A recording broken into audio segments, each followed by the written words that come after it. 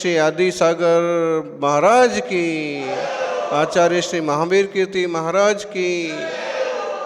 आज जिनका समाधि दिवस है, आचार्य श्री विमल सागर जी महाराज की, तपस्वी सम्राट गुरुदेव आचार्य श्री सन्मति सागर जी महाराज की।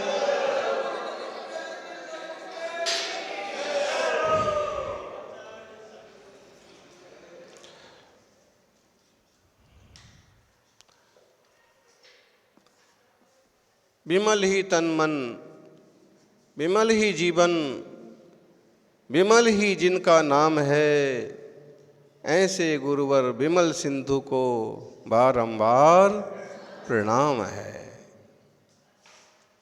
जिनका तन भी विमल था, गोरे नारे थे, मन भी विमल था, वात्सल्य से भरे हुए करुणामय साफ सुथरे संत।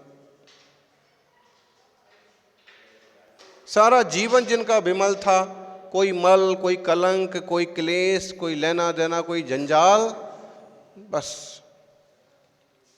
विपाक विचय धर्म ध्यान की ध्याता थे। जीवों का मंगल कैसे हो, परोपकार की ज्यादातर भावना थी।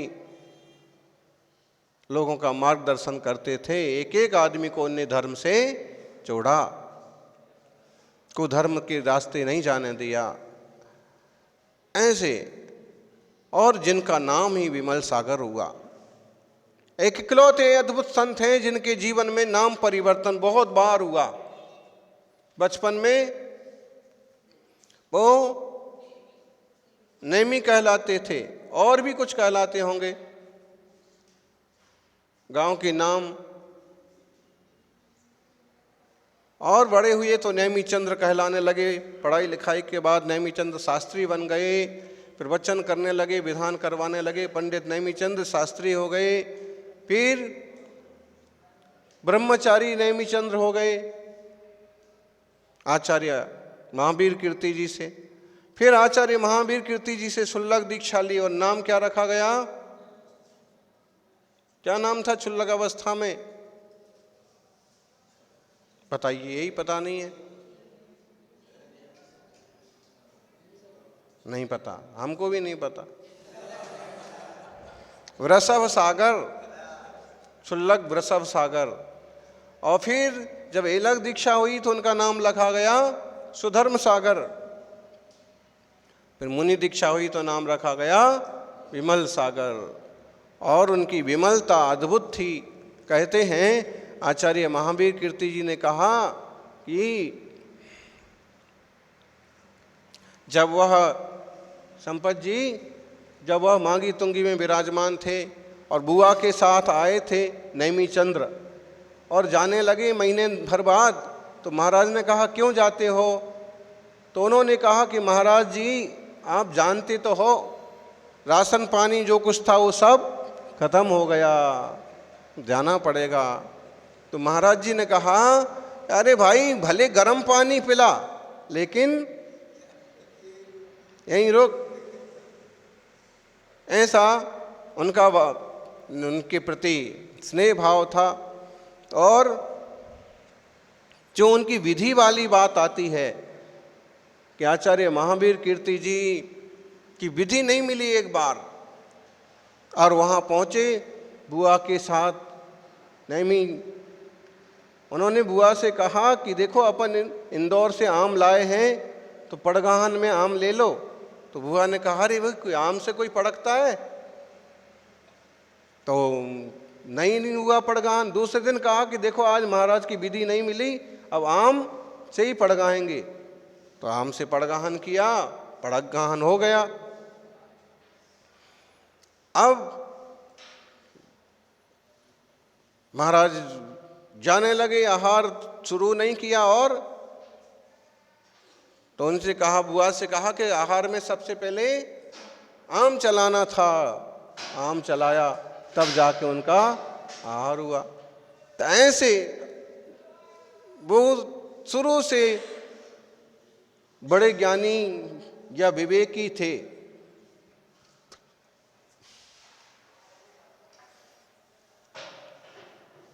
आचार्य श्री आदि सागर अंक लेकर के पट्टाधीश आचार्य महावीर कीर्ति महाराज का ही उनको बहुत ज़्यादा सानिध्य मिला, चूँकि उन्होंने सुधर्म सागर महाराज का भी सानिध्य लिया, उनसे भी थोड़ा ज्ञान प्राप्त किया।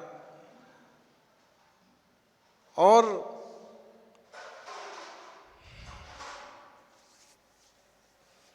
मुरैना में उन्होंने शिक्षा ग्रहण की। उनकी माँ का नाम कटोरी बाई था, पिता का नाम बिहारी लाल था। कोसमा में जन्म हुआ। कोसमा छोटा सा गांव है और आज कोसमा में सबसे ऊंचा भवन बना, अस्पताल बना। आचार्य चैत्य सागर जी के मार्गदर्शन में वहाँ खूब विकास हुआ, लोगों का परोपकार का रास्ता खुल गया और आचार्य श्री विमल सागर की स्मृति स्थायी जैसे हो गई। स्थायी तो कुछ नहीं है, इंसान के गुण ही स्थायी होते हैं, फिर भी गुरुजनों के नाम से परोपकार करना ये बड़ी बात है। अभी इतने बड़े जनालय पंचकल्याणक हुआ, कहीं ना कहीं आचार्य विमल सागर जी महाराज का आशीर्वाद इसमें है। कुमार भाई को भी उनकी बहुत निकटता मिली, उनका आशीर्वाद मिला, और सिर्फ मिला नहीं, अच्छे से फला। तो गुजरात में गिनती के लोगों में उनका भी नाम है। इस रत्नदीप, रसबोदधि, घोघा जैसे तीर्थ का विकास कर रहे हैं। और हम तो ये कहते हैं कि अगर और लोग आग्रह करते ना, तो यहीं इसी तीर्थ को और विकसित करना चाहिए, यहीं और रचनाएं बनाएं, और समुद्र के पास तरफ कोई उचित स्थान मिले तो सुंदर सा भवन और हो, और ऐसी सुंदर रुचकाचल, नंदीश्वर, समो शरण, या जो भी कोई साधुओं का किसी का आग्रह है या कोई योजना है, यहाँ करना यहाँ करो। पालीताना रोड पर तो बहुत हैं, पालीताना में भी ढेरों हैं, हमारे नहीं हैं बात अलग है, लेकिन श्वेतांबर बंधुओं के तो हैं ही हैं। और हमारा भी एक सुंदर सा मंदिर शहर में भी है, पहाड़ पर सबसे ऊंची चोटी पर बीचों बीच है, सुंदर है। तो वहाँ तो श्रावकों के हिसाब से एक और भवन की ज़रूरत है, बाकी अभी इसके विकास पर और ध्यान देने की ज़रूरत है। घोघा प्राचीन तीर्थ है, सागर किनारे है।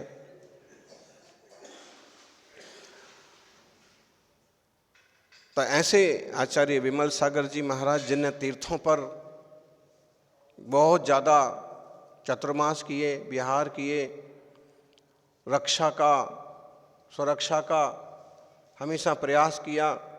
सही कहें तो शिखर जी जो सुरक्षित रहा, उसमें कहीं ना कहीं आचार्य विमल सागर जी महाराज का बहुत बड़ा योगदान है।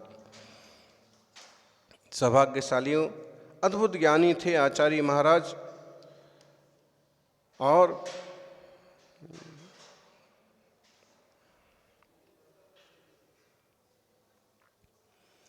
बहुत ही व्यवहारिक और वात्सल्यमयी थे।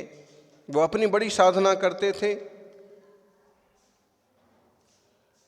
और लोगों को समझाते थे कि हर वक्त जिंदगी में गिले शिकवे ठीक नहीं, कभी तो कश्ती को लहरों के सहारे छोड़ दो। हर वक्त रोते मत रहो, कभी तो भगवान के भरोसे भी चलो, धर्म ध्यान के भरोसे भी चलो। और फिर नमोकार के जाप, विधान वगैरह बता करके वे लोगों के कष्ट दूर करने का उपक्रम करते थे। सच में अच्छे व्यवहार का कोई आर्थिक मूल्य भले ना हो, अच्छे व्यवहार का कोई रुपयों में मूल्य भले ना हो, लेकिन अच्छे व्यवहार से करोड़ों लोगों के दिलों पर राज किया जा सकता है, जैसे आचार्य महाराज ने किया। आज भी हजारों लोग उनको मानते हैं, भक्ति करते हैं। किसी ने आचार्य श्री विमल सागर जी महाराज से पूछा, वो एकता के सजग प्रहरी थे, लोगों को, समाज को जोड़ने की पैरवी करते थे। किसी ने पूछा आचार्य विमल सागर जी से, समाज को आगे बढ़ाने के लिए क्या करना चाहिए? आचार्य महाराज ने कहा, समाज को आगे बढ़ाने के लिए लोगों की टांग खींचने की बजाय लोगों की हाथ खींचना चाहिए। टांग खींचोगे तो ऊपर चढ़ता हुआ नीचे गिर पड़ेगा, लेकिन हाथ खींचोगे तो नीचे वाला व्यक्ति भी ऊपर आ जाएगा। सच में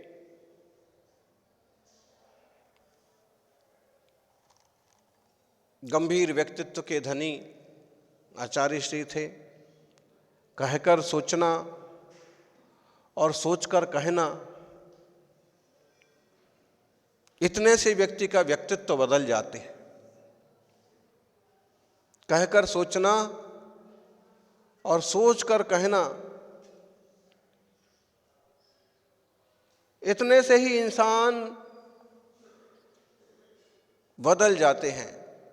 कुछ लोग होते हैं कि कह कर के सोचते हैं, कह दिया, अब सोच रहे अरे यार ऐसा क्यों कह दिया, ऐसा क्यों कह दिया, तो गलत हो गया, तो ऐसा हो गया।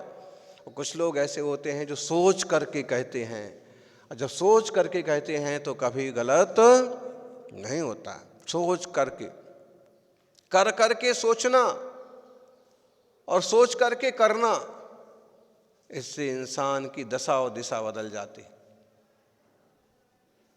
मतलब की बात बहुत लोग समझते हैं, लेकिन बात का मतलब बहुत कम लोग समझते हैं। मतलब की बात होती है तो लोग जल्दी पकड़ लेते हैं, लेकिन वास्तव में हम कहना क्या चाह रहे हैं, उस बात का मतलब सब लोग नहीं समझ पाते हैं। और जो उस बात को समझते हैं वो आचार्य विमल सागर जैसे कोई बिरले संत होते हैं, ज्ञानी होते हैं।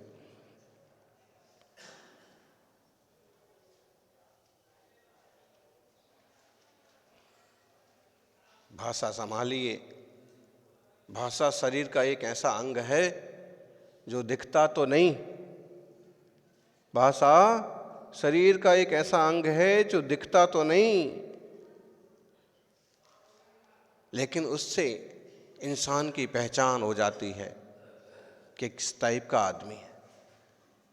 आचार्य महाराज की भाषा नपी तुली और वात्सल्यपूर्ण थी। आज उनकी समाधि के 32 साल पूरे होने को है। तारीख के हिसाब से, तिथि के हिसाब से ये 12 पौष कृष्णा 12 1994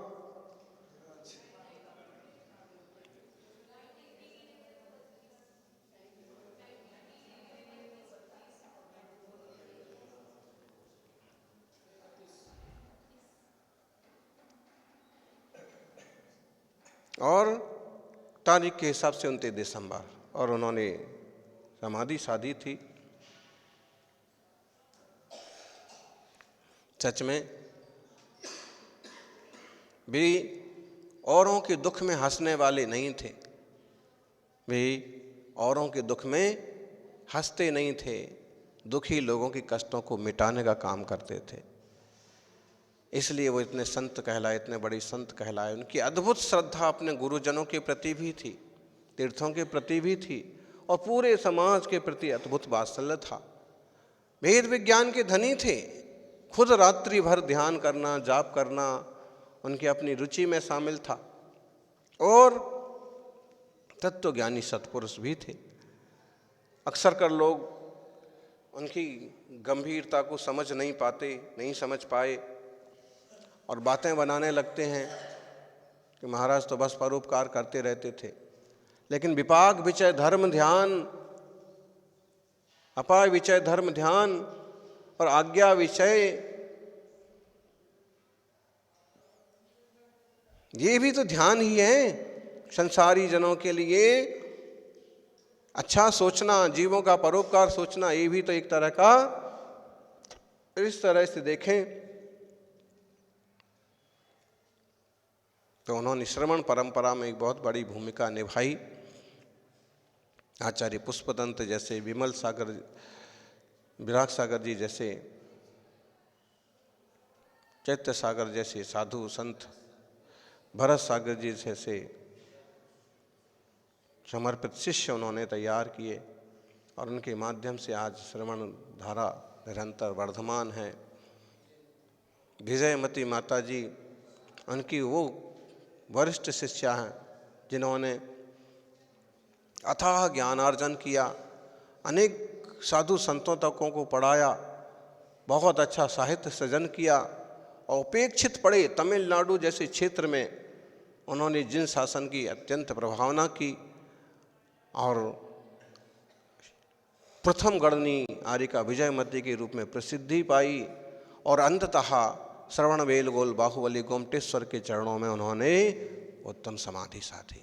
आचार्य विमल सागर जी ने सम्मेश शिखर में समाधि साधी तो उनकी एक शिष्या ने श्रवण बेलगोल में, उनके महान श्रेष्ठ तपस्वी सम्राट सन्मति सागर जी ने दूधगांव के कुंजवन में। देखिए, गुरु महावीर कीर्ति जी की समाधि, उनके गुरु की समाधि हुई पश्चिम में महसाणा में, खुद की समाधि हुई विमल सागर जी की पूरब में सम्मेश शिखर जी में, उनकी श्रेष्ठ ज्येष्ठ शिष्य की समाधि हुई दक्षिण में गुरुवर सन्मति सागर जी की, और कहाँ पर हुई? दूधगांव के कुंजवन में। और खुद की शिष्य पट्ट शिष्य की भरत सागर जी की समाधि हुई उत्तर में राजस्थान में। 4 दिशाओं में जैन धर्म की सुगंध को फैलाने का काम किया। निश्चित रूप से यह मुनिराजों का चरित्र, उनकी साधना और अंततः उत्तम समाधि की सोपान चढ़ने की जो विधि है वो हमारे जीवन में भी आए। आराधना सार जैसे ग्रंथ में इसी तरह का मार्गदर्शन अपन सभी आचार्य श्री देवसेन की भाषा में पढ़ रहे हैं, सुन रहे हैं, समझ रहे हैं। आचार्य श्री देवसेन अद्भुत ज्ञानी संत पुरुष हुए और इसकी संस्कृति का रत्न कीर्ति जी ने रची। और इस आराधना सार की स्वाध्याय के बीच ही आज अपन सभी आचार्य श्री विमल सागर जी का स्मरण कर रहे हैं। यहाँ जो मार्गदर्शन किया है, मन को मारो, मन को जीतो और इंद्रियों को बस में करके निरंतर आत्म सम्मुख होते हुए सम्यक दर्शन, सम्यक ज्ञान, सम्यक चारित्र के बल पर उत्तम समाधि को साधो। एक बार उत्तम समाधि साध ली तो संसार का परिभ्रमण मिट जाएगा, थोड़े भाव में आत्मा परमात्मा हो जाएगा। ये परमात्मा होने के पथ पर अपन सभी बढ़े। अभी आपने सुने 2-3 प्रसंग आचार्य श्री विमल सागर जी के जीवन के, और प्रसंग बहुत और भी बहुत सारे प्रसंग हैं क्योंकि अपन को समय समय पर सुनने को मिलते हैं।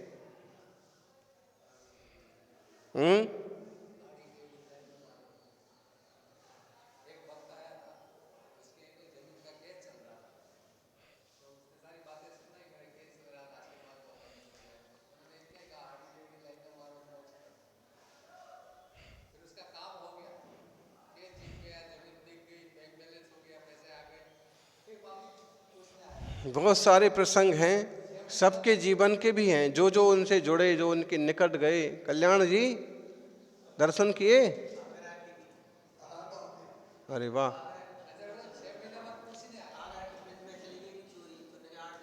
हाँ, बहुत जगह के उनके प्रसंग हैं। जैसे कहीं प्रतिमा चोरी चली गई तो बताया। आपके हैं? आप बताओ। चलो, तो अभी जिनके सीधे साक्षात संबंध हैं, दर्शन किए, हमने तो दर्शन नहीं किए हैं, गुरुजनों से सुना तो अच्छा है। अपन दोपहर को और विनयांजलि सभा करेंगे स्वाध्याय के बाद 4 बजे। अभी हम यहीं विराम करते हैं। कुमार भाई बोलेंगे, बताइए वो प्रसंग। जय बोलिए आचार्य श्री विमल सागर जी महाराज की। आप यहाँ आओ, यहाँ